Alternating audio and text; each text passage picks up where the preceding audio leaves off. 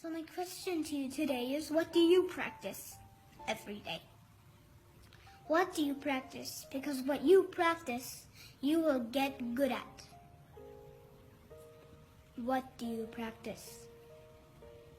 Do you practice joy in your life? Do you practice peace in your life?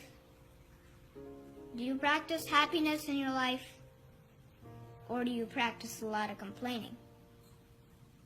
Because if you complain, you will get very good at it. And you will get so good at it that you will find fault with everything. Even when there's no fault that a layman cannot see, you, being an expert, will see it. What do you practice? Do you practice anger? Because if you practice anger, you will get very good at it. And you will get so good at it that the most trivial you'll think. Trivial thing will make you angry.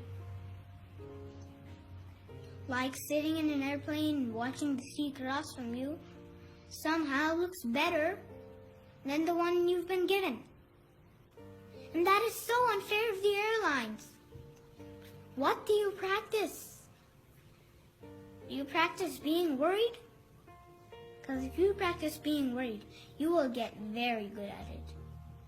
And you will get so good at it that everything will worry you, including the buffalo you don't have.